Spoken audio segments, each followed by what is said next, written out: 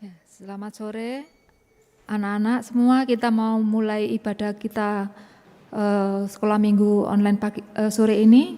Tante undang semua bangkit berdiri, kita pujikan lagu Terima Kasih Tuhan.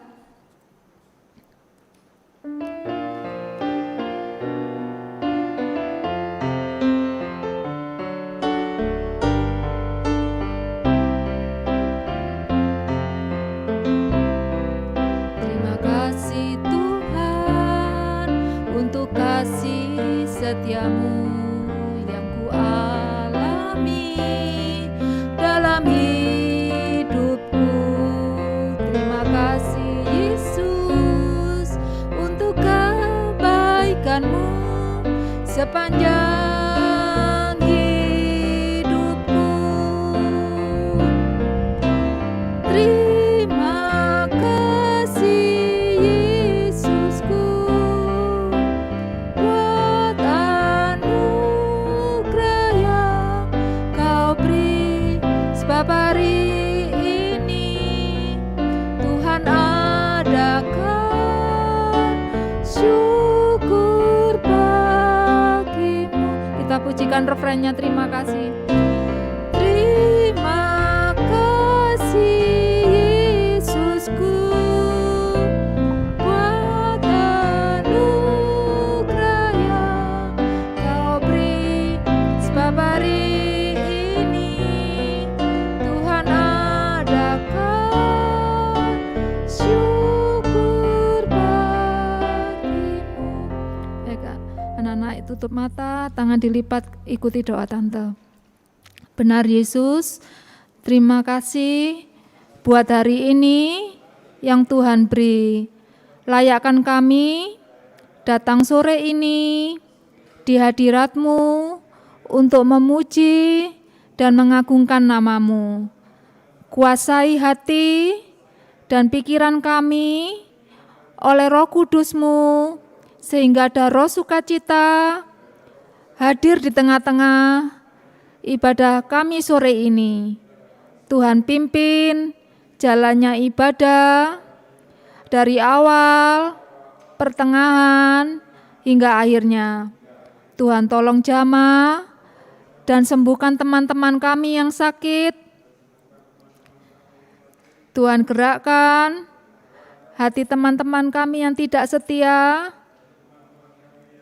untuk merindu bisa ikut ibadah online sore ini. Terima kasih Tuhan, kami percaya Tuhan mendengar seru doa kami. Jika ada kuasa yang bukan dari Tuhan, roh main-main dan tidak bisa tenang, kami usir di dalam nama Tuhan Yesus Kristus. Pergi, keluar dari ruangan hati dan pikiran kami. Terima kasih Tuhan, kami peralaskan doa ucapan syukur kami dalam nama Tuhan Yesus Kristus. Haleluya, amin. Baik anak-anak, kita pujikan lagu Ini Mataku. Saya undang anak-anak bangkit berdiri ya.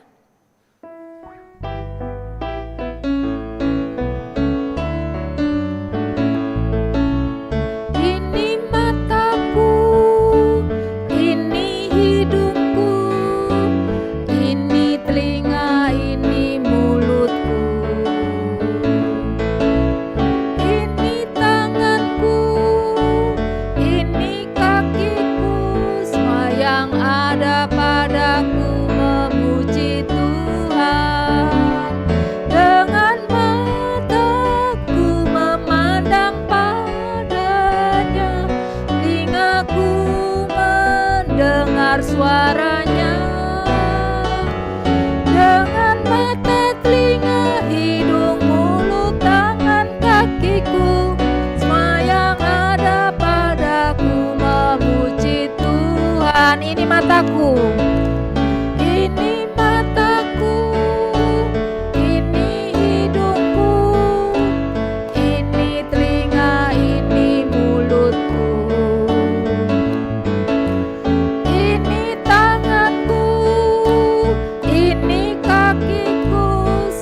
yang ada padaku memuji Tuhan.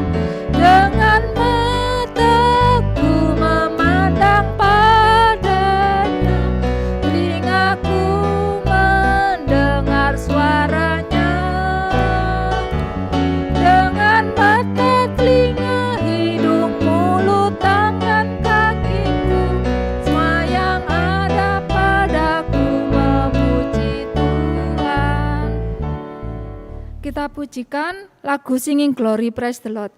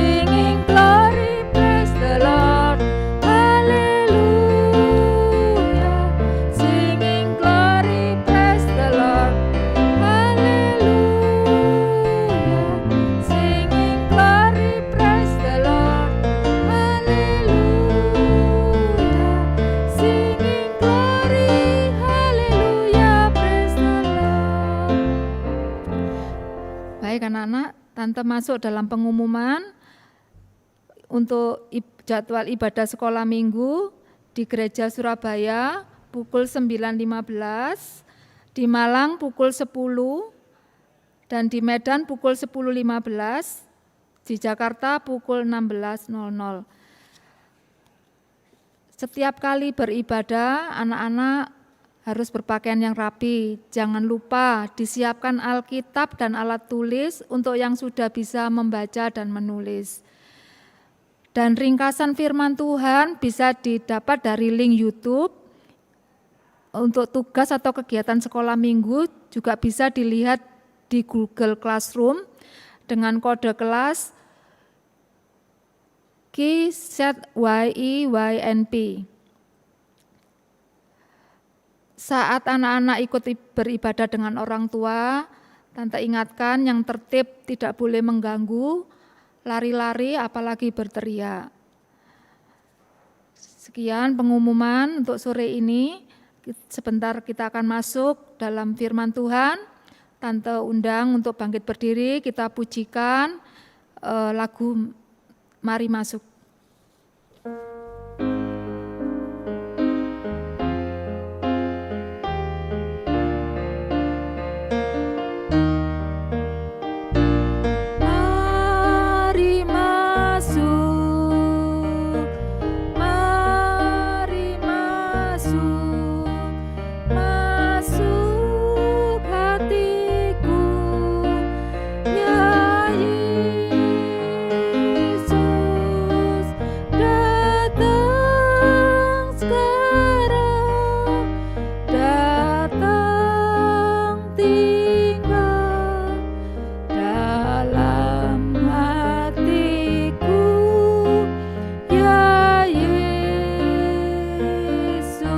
Pujikan mari masuk, mari masuk,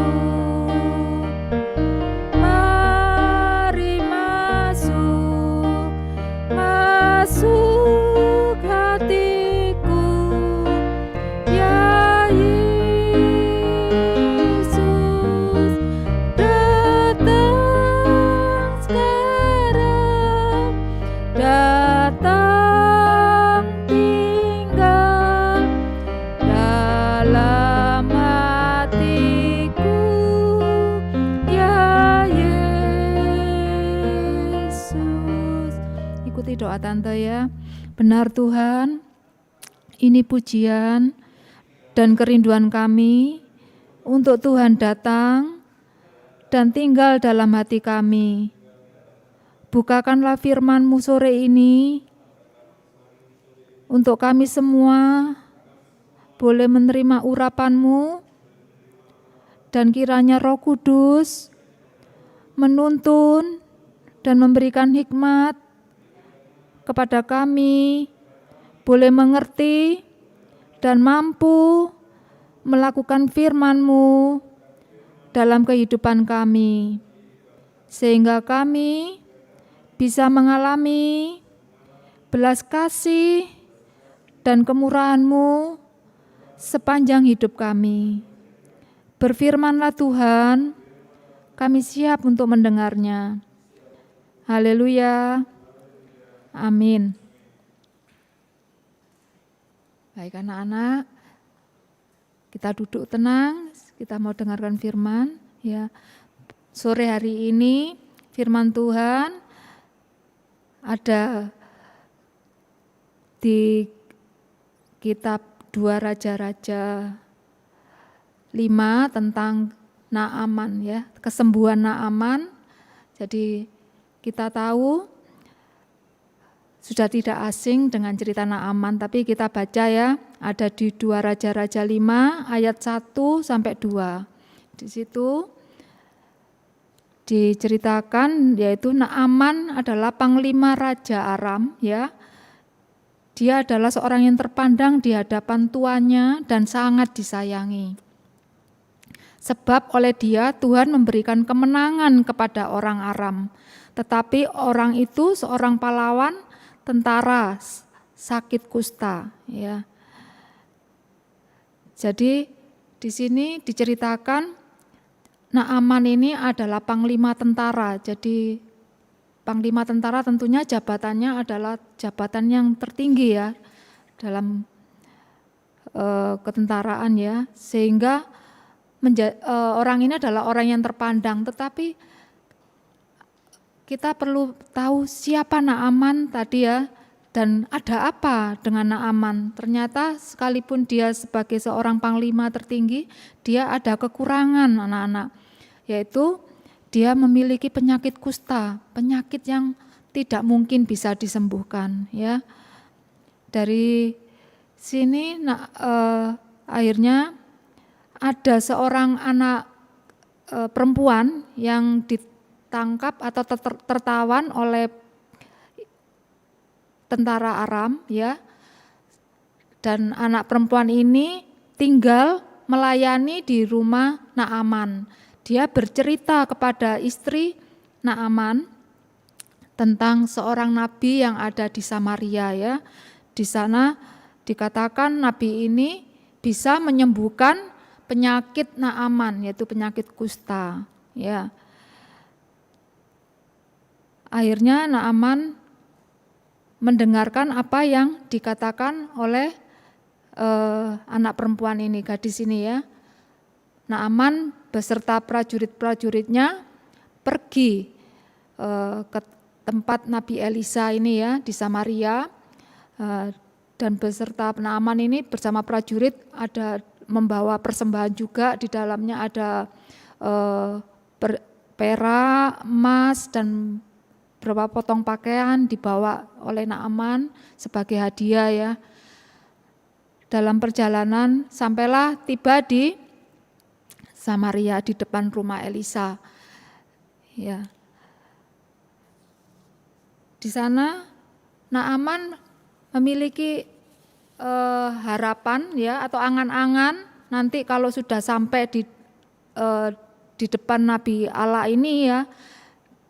Jadi berangan-angan berharap ada penyembuhan penyakitnya itu dengan cara nanti Nabi Allah ini keluar dari rumahnya menemui Naaman, terus memanggil nama Tuhan, ya, memanggil nama Tuhan Allahnya dan menggerak-gerakkan tangannya di atas tubuh Naaman sehingga penyakit ini sembuh. Nah, ini harapan atau angan-angan dari panglima Naaman ini, ya. Karena dia orang terpandang pasti ditemui oleh Nabi Elisa ini. Tapi kenyataannya tidak seperti itu. Justru yang terjadi, yang keluar adalah pelayan dari Nabi Elisa yang menemui Naaman dan menyampaikan apa yang Nabi Elisa perintahkan, yaitu minta Naaman pergi ke Sungai Yordan, ya, mencelupkan atau membenamkan diri di sana sebanyak 7 kali.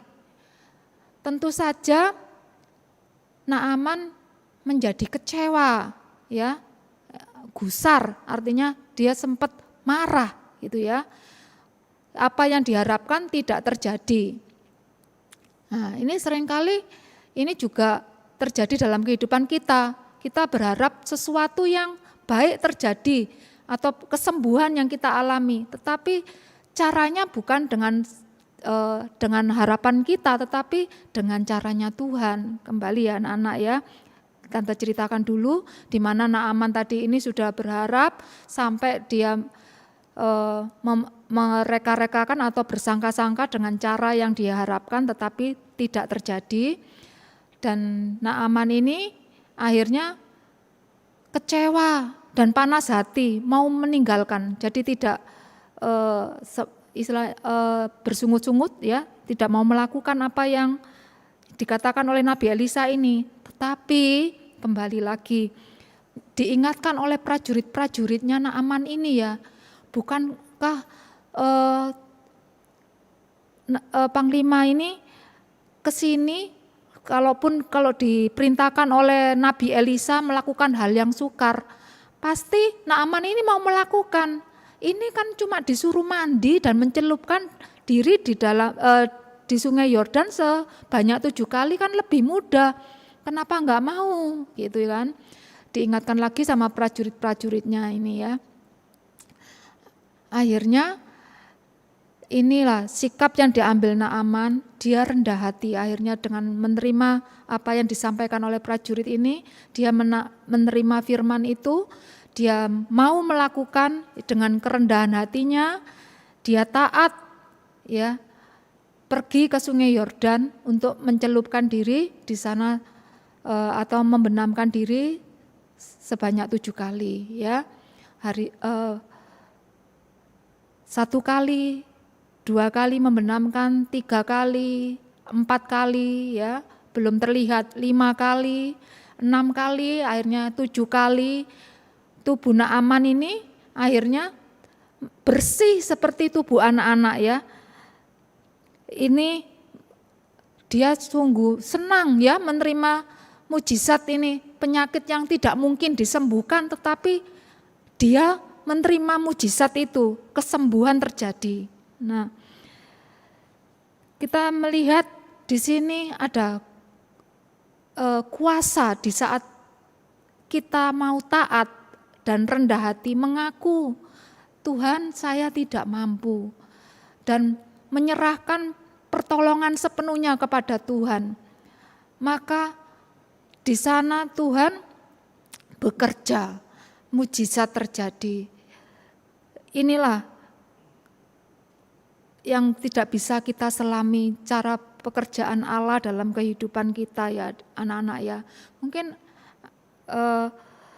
penyakit kusta ini juga berbicara tentang kebenaran diri sendiri ya. Jadi jangan kita juga merasa wah seperti apa yang dialami Naaman, saya sebagai panglima orang besar ya, saya punya kekayaan, itu mampu menolong apa yang sedang dialami, tetapi sekali lagi itu tertutup, tidak menolong sama sekali.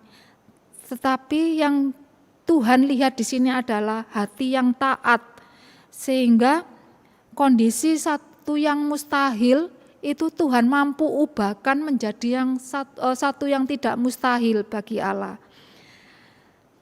Selanjutnya setelah Naaman ini sembuh, Naaman ini mulai kembali bersama prajuritnya menuju rumah Elisa ya. Nabi Elisa, dia mau mengucapkan terima kasih atas apa yang terjadi, yang sudah mujizat yang sudah dia terima. Dia ketemu dengan Nabi Elisa, di sana dia mau menyerahkan apa yang tadi dia bawa dari Aram ya, dari negeri Aram. Itu ada emas, ada perak, ada pakaian. Cuman Nabi Elisa menolak karena kesembuhan yang Naaman alami bukan dari Nabi Elisa, tetapi Tuhan yang bekerja dalam kehidupan Naaman. Itu mujizat terjadi karena Tuhan yang berkenan atas kesembuhan Naaman. Ya. Akhirnya Naaman bersama rombongan ini kembali pulang ya ke negeri Aram. Yang dapat kita petik ya dari firman sore hari ini ada dua hal yang dapat pemahaman firman yang dapat kita renungkan bersama-sama ya anak-anak ya. Yang pertama adalah mengapa Tuhan pakai seorang anak perempuan yang menjadi pelayan ya di dalam rumah Naaman. Dan anak perempuan ini menjadi sarana buat untuk menolong Naaman supaya bisa diselamatkan dan disembuhkan. Jadi tidak lagi menyembah ilah lain kecuali kepada Tuhan. Ini kita baca di 2 Raja-Raja 5 ayat 11 sampai 12 ya.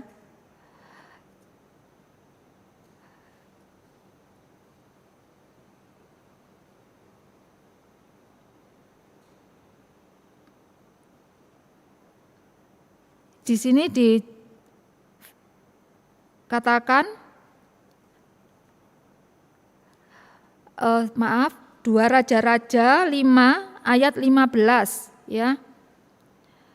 Di situ dikatakan ya, kemudian kembalilah ia dengan seluruh pasukannya kepada abdi Allah itu. Setelah sampai, tampillah ia ke depan Elisa dan berkata, "Sekarang aku tahu bahwa di seluruh bumi tidak ada Allah kecuali di Israel." Nah, lidah dari Naaman mengaku bahwa kesembuhan itu hanya bisa dilakukan oleh Allah kita, yaitu Tuhan, bukan ilah yang disembah oleh Naaman. Jadi Naaman ini mengaku kepada Nabi Elisa dia sudah berdosa. Selama ini dia memberikan korban bakaran bukan kepada Allah, tetapi memberikan korban bakaran kepada ilah. Nah, di sini kita belajar bagaimana Tuhan ingin menyelamatkan Naaman ya, sehingga dia bisa mengenal Tuhan yang sebenarnya.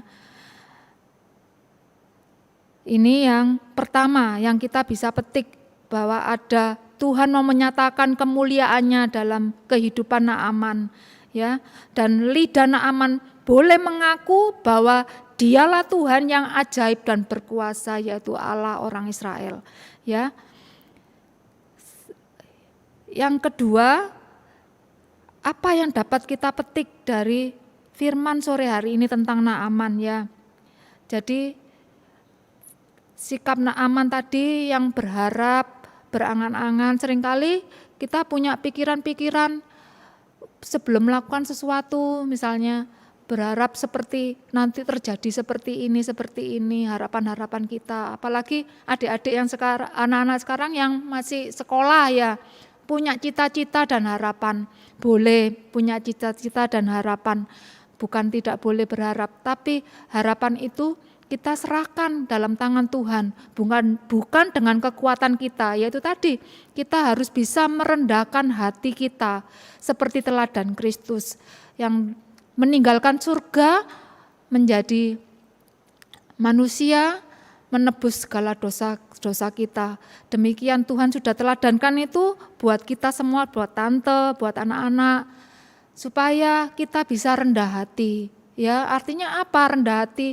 Ya kita mengatakan sama Tuhan, kita ini tidak mampu Tuhan untuk menjalani hari-hari ke depan tanpa tangan Tuhan, tanpa pertolongan Tuhan.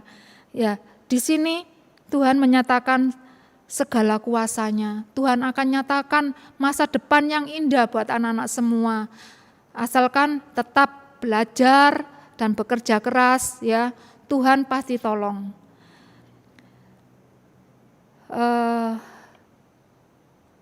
Dan yang dilakukan Naaman tadi, kalau kita dengan harapan-harapan kita, pikiran-pikiran kita, itu akhirnya akan membawa kecewaan, marah, dan sampai bisa panas hati.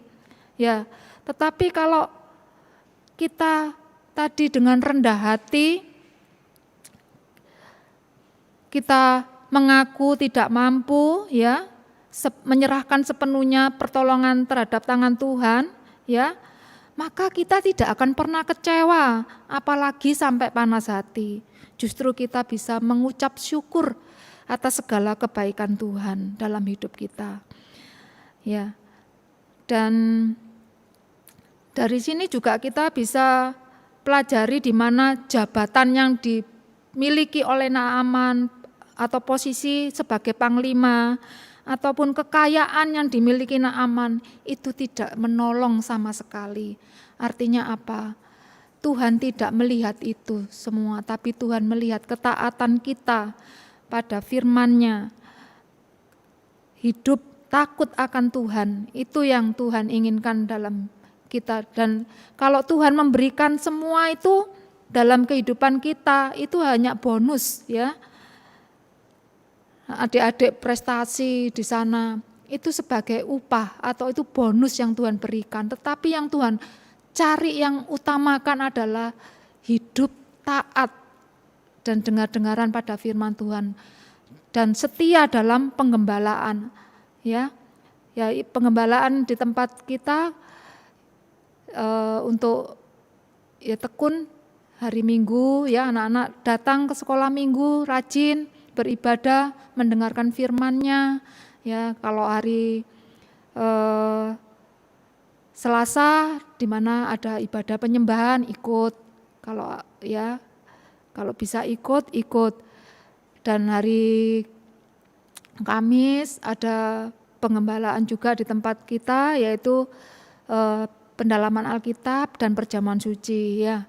Itu semua kalau Tuhan izinkan untuk kita bisa mengikuti, kita lakukan. Itu sebagai ketaatan kita kepada Tuhan. Selanjutnya apa yang menjadi pergumulan kita, apa yang menjadi harapan dan impian kita, Tuhan yang akan penuhkan ya. Sekian firman Tuhan sore hari ini ya anak-anak. Kiranya firman ini boleh memberkati kita semua, juga memberkati tante untuk bisa hidup taat di hadapan Tuhan ya, dan takut dan gentar dengan Tuhan. Ya, dan mengaku hanya Dia, hanya satu-satunya Tuhan yang ajaib dan yang berkuasa. Firman Tuhan sampai di sini saya undang anak-anak untuk bangkit berdiri. Kita mau tutup firman Tuhan, tutup mata, tangan dilipat. Ikuti doa tante ya. Terima kasih Tuhan untuk penaburan firman-Mu.